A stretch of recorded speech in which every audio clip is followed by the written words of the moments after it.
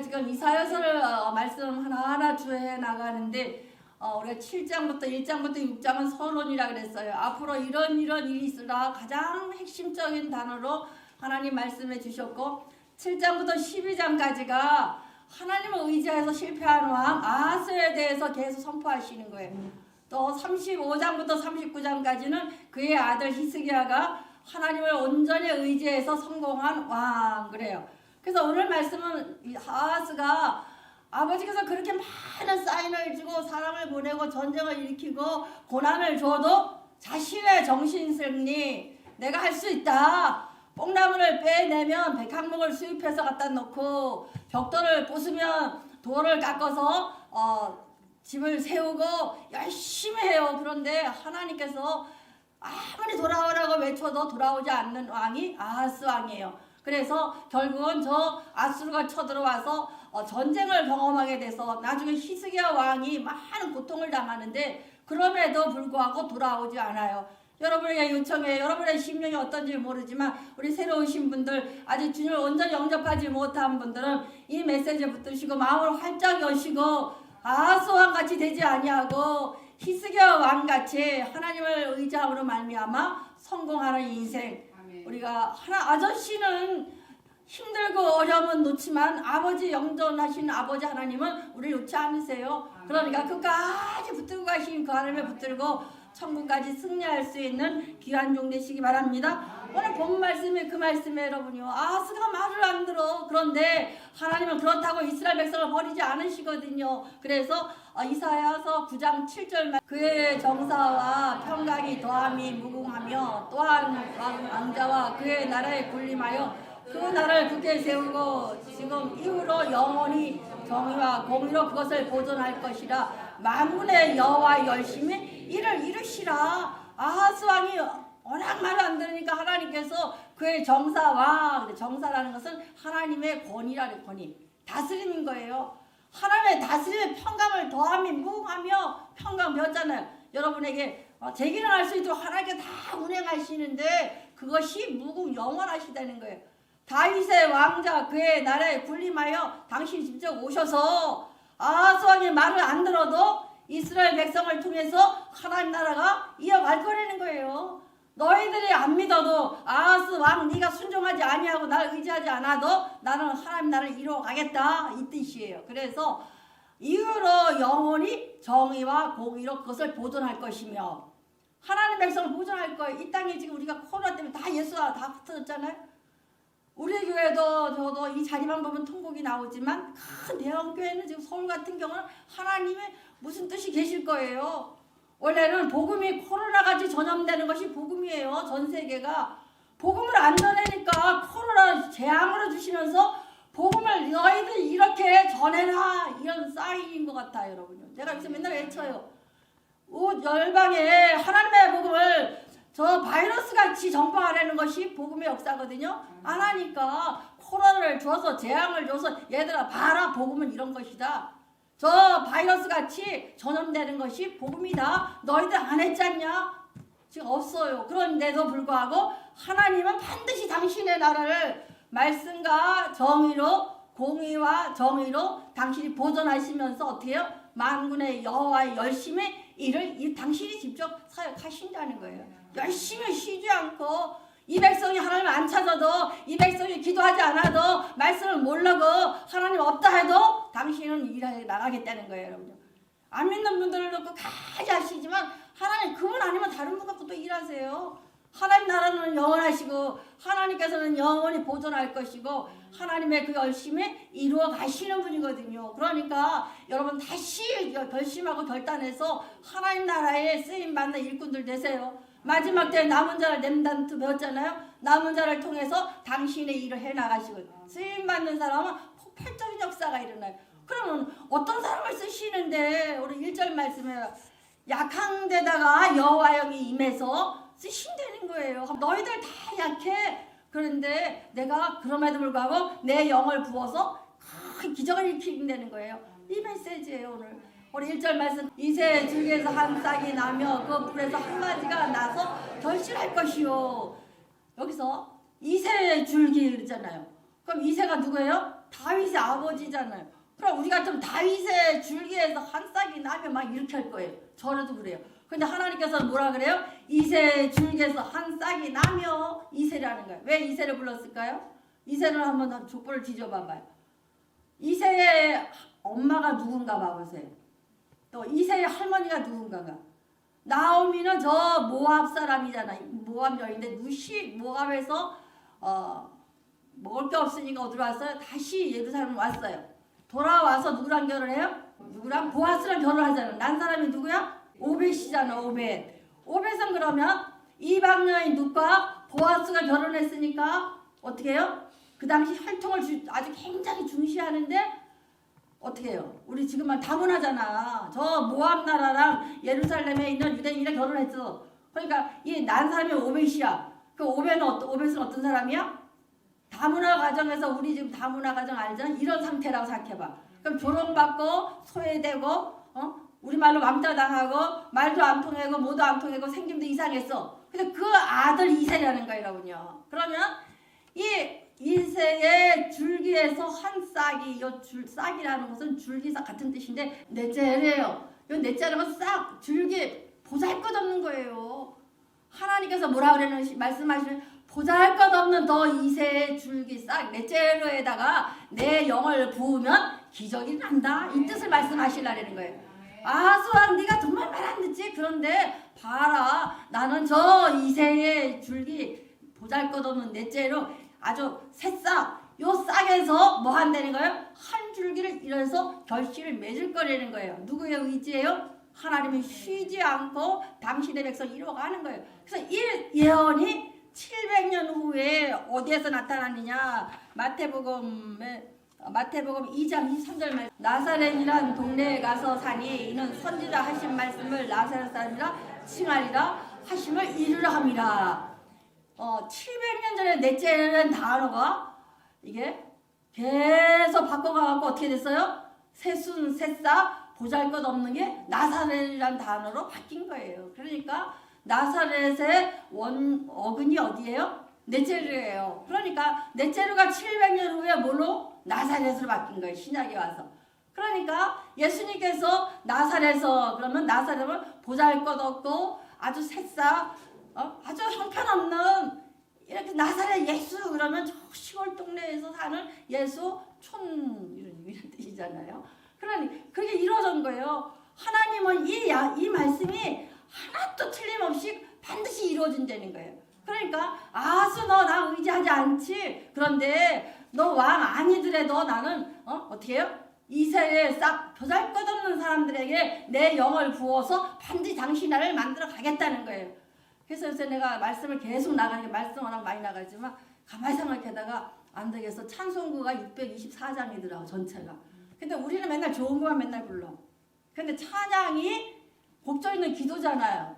그래서 제 마음에 감동이 왔어요. 야 1장부터 오늘 아침부터 계속 이 엇박 잘했지 그죠? 처음 불러보는 걸로만.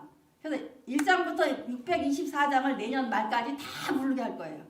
그래서 예배 시간마다 다 불러서 624장에서 주는 은혜를 여러분들이 다 받으라는 거예요. 한번 해보면 찬송가 624장을 다 받아서 불러서 은혜 받으라는 거예요. 왜? 찬양할 때 하나님 영이 임하잖아요. 모여서 찬양할 때 하나님 영광이 임하거든요. 그래서 여러분들이 찬송도 한 번도 안 불러봤던 거 오늘 그래서 아침 시간에 다들 당황했어요. 이게 안 돼갖고. 그런데 여러분 다음부터는 꼭 연습해가지고 안 불러봤던 것도 꼭 부르셔서 그 찬양에서 은혜가 여러분 가운데 거하시길 바랍니다.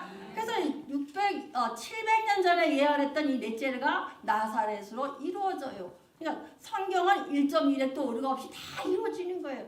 그럼 오늘 말씀하셨어요. 하나님께서 약함에다가 2절 말씀 여호와의 영으로 지혜와 총명의 영이요 모략과 재능의 영이요 지식과 여호와를 경외하는 영이 강림하시리라. 새싹 넷째로 아주 연약한데 거기다가 내가 너 아스가 네가 안 믿어도 하나님 방법 통치 안 해도 당신이 일할 건데 어떤 방법? 약한데 우리같이 약한 사람 저같이 모자라고 약한 사람 위에 뭐를? 여호와 영 곧 어떤 영이에요? 성령이에요. 여호와 영은 성령이에요. 성령에다가 곧 뭐라는 거야? 성령은 뜻이에요. 이게 성령은 어떤 것이냐가 그럼 지혜의 영 한번 지혜의 영 총명의 영 모략의 영 재능의 영, 지식의 영, 하나님을 경외하는 영. 그래서 이 6가지 영, 그래서 순복음 신학대학원 다닐 때 이 성령 7가지 영을 쓰라 이렇게 써놓은 적이 있었어요. 근데 우리 장로교에서 이렇게 심하게 자세히 안 배우거든요. 근데 여기서 여호와 영은 어떤 영이냐? 지혜 배웠잖아요. 일처리 능력, 원리를 가르쳐준단 말이에요. 왜? 성령이 여러분이 곁에 오셔서 열심히 합력하여 선을 드린다잖아요. 그러니까 성령이라는 것은 우리가 배웠죠.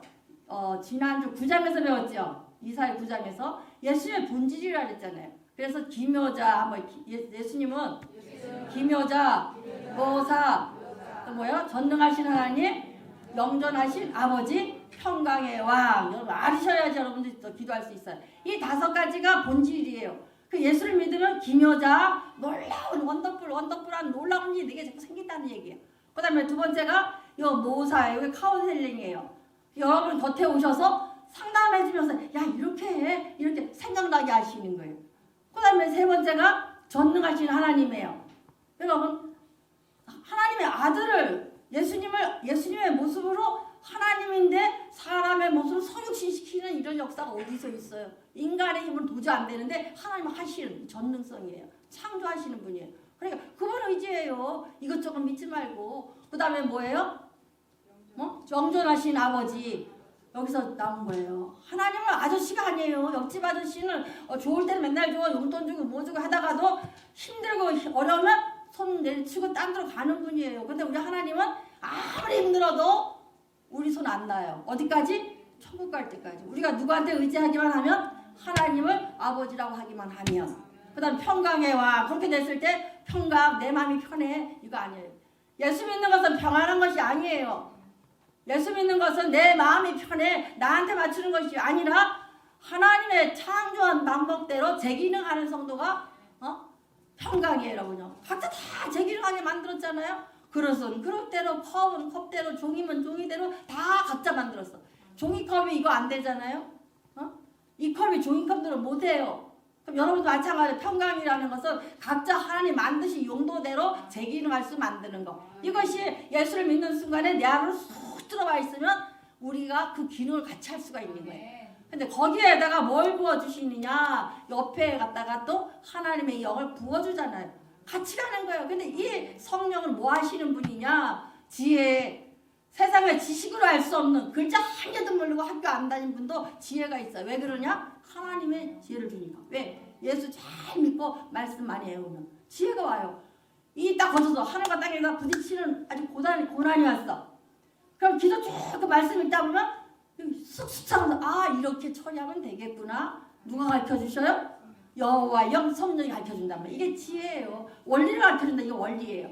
그 다음에 총명의 영이요. 그래 총명의 영. 아 저 사람 참 총명해. 눈이 반짝반짝해지잖아. 그게 무슨 소린가 하면 지혜가 생겼어. 그럼 또 세상에서 공부한 것도 있어. 그러면 그걸 딱 적용할 수 있는 힘. 적용할 줄 알아야 되는 거예요. 기도 많이 해서 말씀을 받았는데 적용하는 게 스트로 잘 안 돼. 안 되잖아요. 적용할 수가 있어야 되는. 이게 총명이에요. 그 다음에 모략과 재능이요. 모략은 뭐냐면 실행 능력. 적용을 해서 그것이 성취될 수 있도록 작심삼일이 아니라 꾸준히 실행할 수 있는 능력을 모략이라 그러고 그 다음에 재능은 뭐야? 각양각색의 은사 주셨잖아요. 저 사람 참 잘해. 찬양 가서는 찬양 잘 은사 주셨어요. 사모는 피아노를 잘 쳐 은사 주셨어요. 우리 여기 오케스트라 팀도 다 악기 잘해. 다 은사 줬어. 재능 다 해서 그거대로 지식과 여호와를 경외하는 영이라 지식의 영. 공부대로 성령 받고 나면 공부가 팍팍 돼요. 내가 나이가 얼마예요, 여러분? 이거 다 거의 한 번 썩머리 싹 하고 한 번 써면은 새벽에 일어나서 한 번 또 쓰고 교회 와서 한 번 쓰고 거의 다 해오잖아요. 그럼 내 나이가 67세가 다 돼가는데 가능해 안 가능해? 세상 사람 못한다. 근데 나는 하나님의 영이 있기 때문에 암송이 돼요. 여러분. 이것이 지식이에요. 그럼 나만 그러는 게 아니라 내 자랑이 아니라 우리 청소년들 공부하는 모든 분들이 성령 받고 나면은 공부가 쉬워져요. 여러분요. 외울 것도 없이 그냥 하면 툭툭 들어와. 그러면 다 쓸 수가 있어. 신학을 한 다음에 충대 정책대학원을 다니는데 너무 쉬운 거야. 왜? 다 배웠잖아. 성경에 다 있잖아. 그거 한 분야 공부하는 거예요. 8절지 내놓고 쓰라면 나 혼자 다 써. 그냥 앞뒤로. 왜? 성경에 있는 거를 풀었으니까.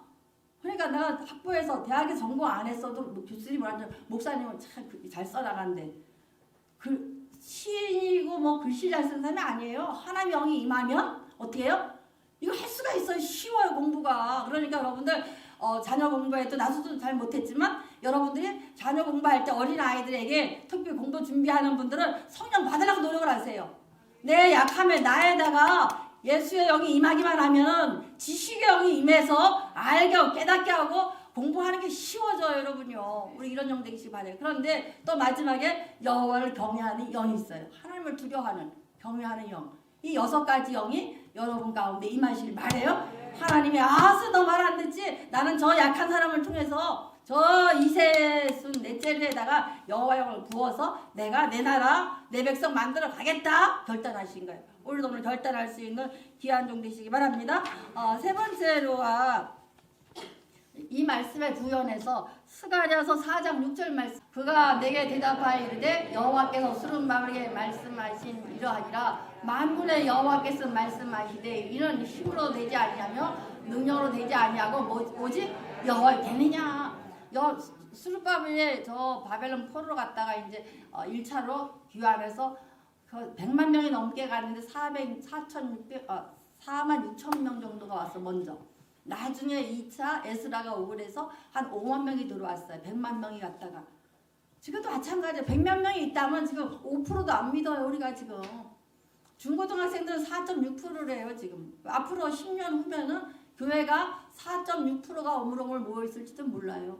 또 할머니들만 모여있을지도 몰라. 우리가 다 할머니가 되니까.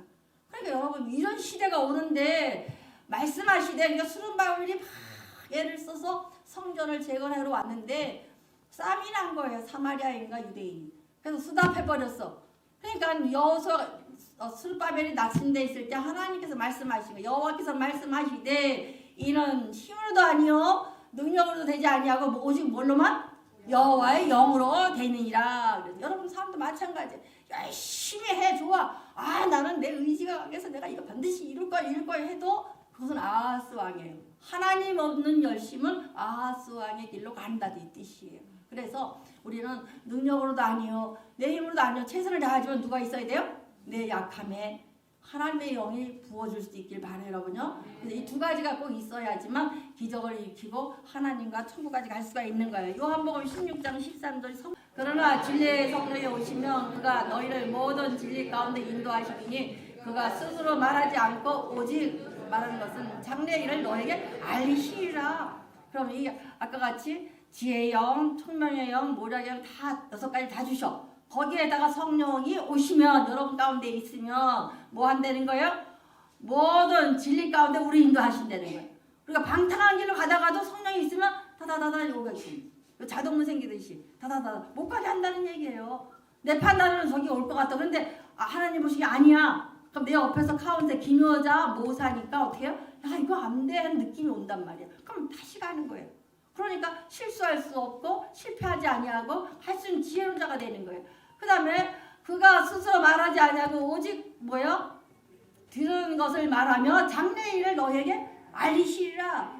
하나님이 앞서서 야 너 이렇게 저렇게 막 이러면 되는데 그렇게 하지 아니하고 들은 것을 말하며 우리에게 알려주셔서 우리가 할 수 있도록 해주신다는 거예요. 그러니까 모사 예수님께서 성령이 우리에게 임하기만 하면 이 역할을 감당해 주신다는 거예요. 얼마나 좋아요.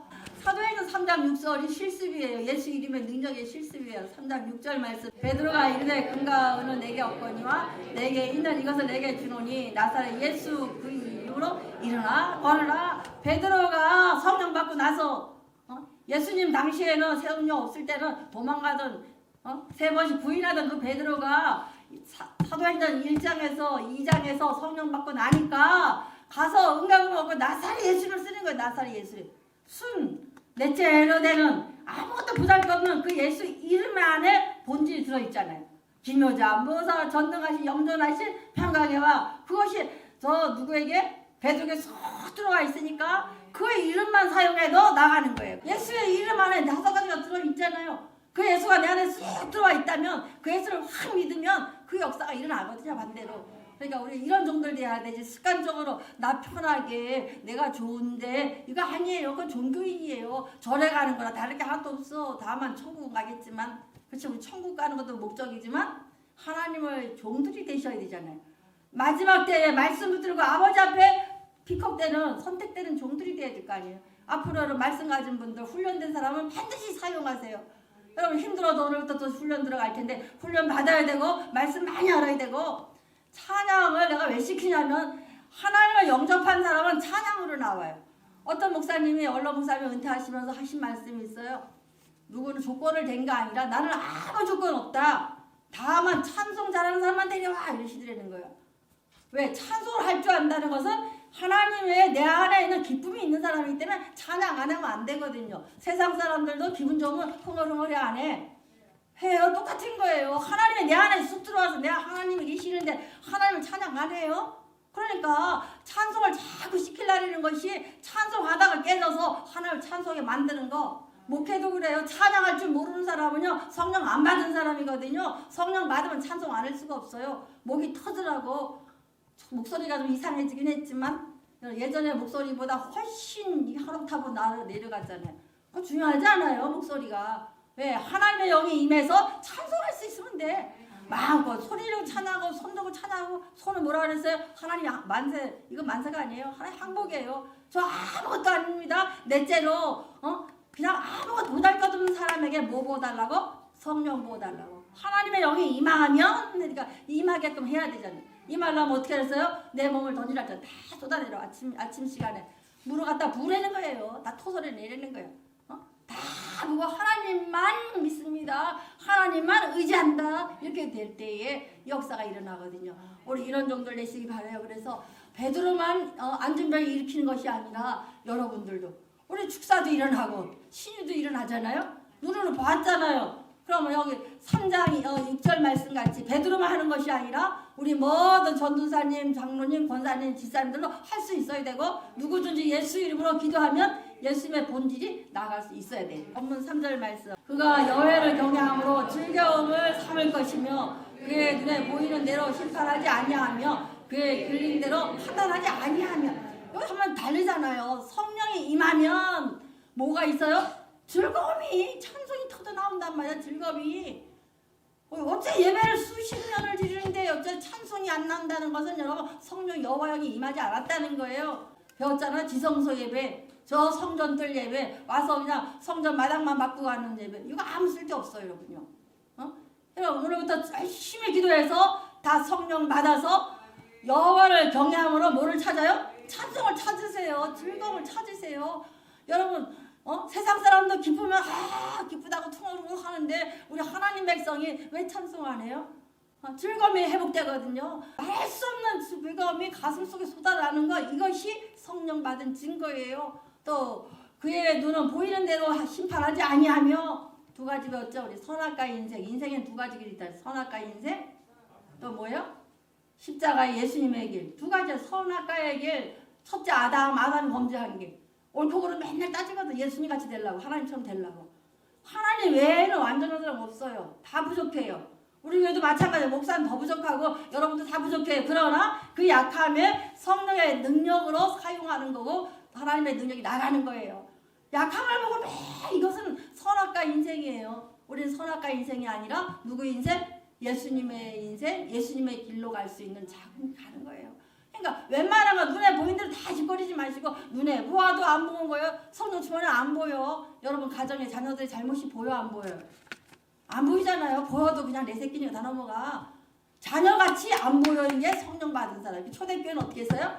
다 합심해 모여서 같이 통역하고 맨날 모여 기도하잖아요. 왜? 다 가족 공동체가 된다는 거예요. 성령 받으면 이게 하나가 돼. 연합이 돼요. 함께가 돼. 여기 나 말씀 나가요. 함께 된 역사가 일어나거든요.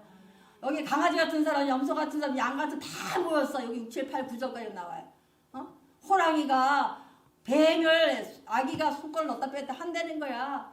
이것은 짐승을 다 표현했지만 교회 공동체의 모습이에요. 늑대 같은 사람하고도 같이 있고 호랑이 같은 거 같이 있고 양하고도 같이 있고 어린아이가 뱀에다가 입술에 손을 넣었다 뺐다 하고 사자 입에 뺐다 넣었다 하고 그러면 살아 죽어 우리 생각으로 다 이건 난리나. 그런데도 불구하고 하나님의 영이 임하면 그런 현상이 일어난다는 거예요.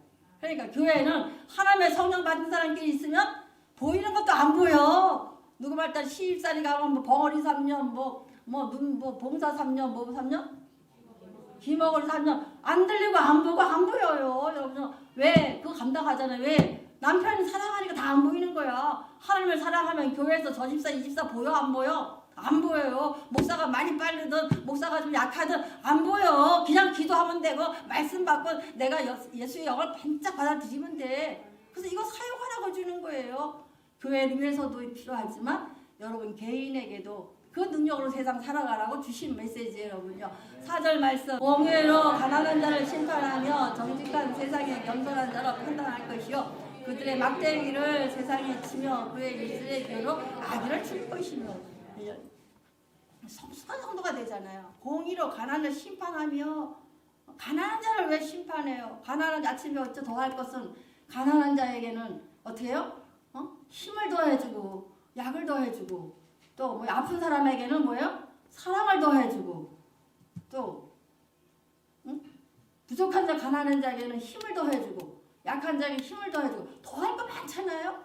그러니까 공의로 하나님의 이 메시지를 들고 부분적으로 알면서 성경이 이랬대는데 우리 한참 그랬잖아요. 성전에서 장사하지 마시랐다고 하나님 예수님이 판 뒤집었다고 그것만 하면 그렇게 돼요. 내가 늘 얘기가 그거예요. 앞뒤를 다 봐요. 그건가 아니잖아요. 배웠잖아요. 또 교회도 그래. 어떤 사람 말을 해요. 그럼 요 단어만 갖다 전달을 해. 그 말을 하게 된 의도함이 있잖아요. 성숙한 성도나 인격자들은 그 말한 의도를 보고 전하지도 않지만 전하게 돼도 전체적으로 와서 긍정적인 것을 전하는 거예요. 여러분. 그래서 부정적인 언어, 부정적인 생각을 빨리 지우는 사람들이 빼내는 사람이 신앙생활 잘한다. 아침 시간에 배웠어요. 여기도 마찬가지예요.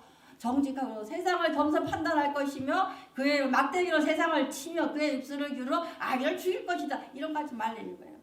우리가 뺄 거 빼고 더할 거 더하고 곱할 거 곱하고 나눌 수 있는 귀한 용 되시기 바랍니다. 5절 말씀 공의로 그의 허리띠를 삼으며 성실로 그의 몸의 띠를 삼으라. 이거 명령에 공의로 허리띠를 삼으라는 거예요. 허리띠를 딱 맸다는 것은 중심 잡는 거예요. 그럼 말씀은 중심을 딱 잡고 성실로 그의 몸의 띠를 삼으라. 성실이 뭐라 그랬어요? 총명, 모략이 했잖아요. 성실에 그 지혜를 주셨으면 이걸 적용해서 실행에 나갈 수 있는 능력이 있어야 돼. 한번에도 말씀으로 지혜 받고 모사 하나님 옆에 가기 성령 받아서 모사 지혜로 적용하고 그 다음에 모략이 끝까지 작심삼일이 아니라 실행에 나가는 이 세 가지의 균형이 잡히는 것이 약한데 성령이 임하면 원리에다가 적용하고 실행하자. 이 세 가지 단어가 균형이 딱 박히는 균형 잡힌 성도가 되는 거. 이것이 공의로 허리띠를 메고 성실로 몸의 띠를 삼으라 이 뜻이에요. 여러분. 그래서 연약하고 부족하지만 성령이 임하면 5절 말씀이 이루어져요. 여러분. 우리 이런 성도 되시기를 축원드립니다. 6절 말씀 그때 이리가 어린 양과 함께 살며 포물이 어린 염소와 함께 누우며 송아지와 어린 자와 살찐 짐승이 함께 있어 어린아이에 이끌리며 함께 있잖아요. 어린 양과 포범이 어떻게 있어요? 이리가 양이랑 어떻게 같이 있어요? 포범 염소랑 어떻게 같이 있어요? 송아지와 어린 사자와 살찐 짐승이 함께 있다는 거예요. 그럼 뭐예요? 연합됐다는 게 하나가 된다는 거예요. 성령 받으면 한번 약한 자에게 여호와 영이 임하면 연합이 이루어진다. 그래서 교회는 목회는 뭔지 알아요?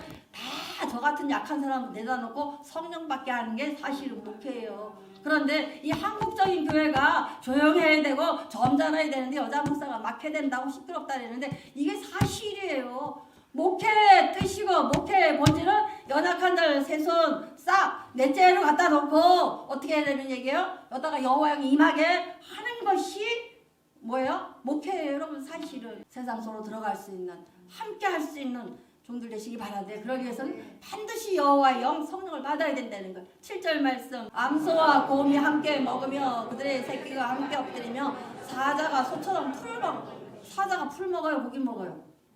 고기 먹는데 풀도 먹는다는 거야. 그러니까 에덴 동산의 창조 원리가 회복된다는 얘기야. 사실은 이게 뭐 어쩌고 쭉 설명하지만 에덴 동산에서 호랑이야 다 식물 동물 첫째 둘째 넷째 다섯째 여섯째까지 다 누가 만드셨어? 다 만드시고 사람에게 마지막 날 만드시고 위임하셨잖아요. 그러니까 다 다스림이 됐는데 이게 노아홍수 이후부터 어떻게 했어요? 사자 호랑이의 적이 돼버린 거예요. 왜? 동물을 먹이라 하라 했습니까? 이게 문제가 된 거거든요.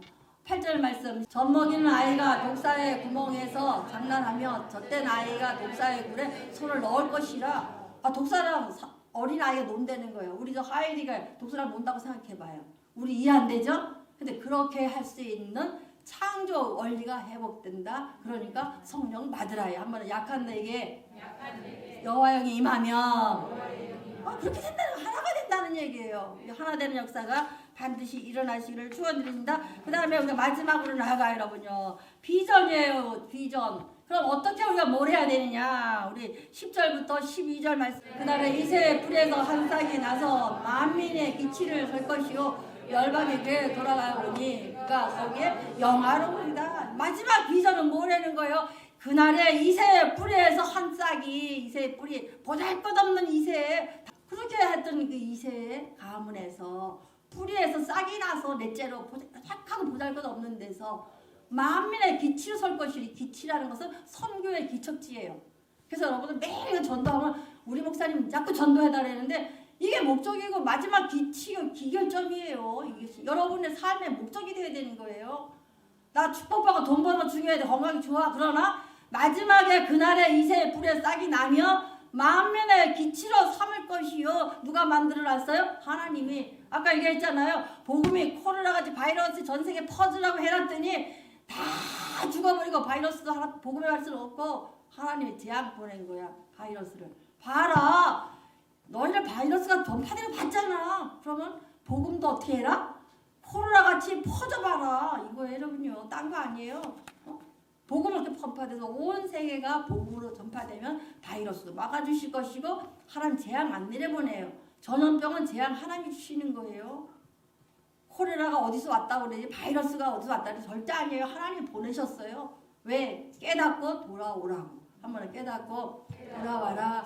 만민의 기치로 설 것이요 열방이 그에게로 돌아오리니 그가 거한 곳이 영화롭다. 여러분 이때서 축복이 나가니 여러분 영화롭게 되는 거예요. 뭐 할 때? 열방이 그에게로 돌아오니 하면 그 양머리 우리 개 배웠잖아요. 양머리 양떼를 쫙 어디로 보내요? 다 주인들 다 보내잖아요. 여러분과 저는 양머리하는 개예요. 개 갈렙이란 말이야. 그럼 우리가 해야 될 게 뭐예요? 저 양떼들 어디에게로? 예수님에게로. 양떼를 예수님에게로. 이것이 우리의 비전이에요, 여러분. 이 비전 붙들고 나가시는 귀한 종 되시기를 축원드립니다. 그래서 마지막에 이렇게 되면 성령 받은 우리 사지, 내가 언제가 써놨었죠? 약하면 강함이 많은 사지, 두렵지 않다, 뭐 두렵지 않다, 부럽지 않다, 지겹지 않다, 힘들지 않다. 이 네 가지가 이루어진대요. 사지가 없어진다는 거예요, 여러분. 그래 얼마나 좋아요, 여러분요. 그래서 이 사지의 능력을 다 받고 예배 시간마다 지루하지도 않고 힘들지도 않고 부럽지도 않고 두려움도 없어요. 상황 바뀐 거 하나도 없어. 그러나 그 자리에서 이삭이 저 루스에서 하나님 수납했는데 순종함으로 말미암아 뭐 했어요? 그 땅 그 환경에서 그 해에 100배의 거부가 되었더라 했어요. 100배의 거부는 이럴 때 가능한 거예요. 한번 하나님 말씀 의지하고 나가는 귀한 종 되시되 내 약함에 여호와 영을 부어달라고 기도하시기 바랍니다.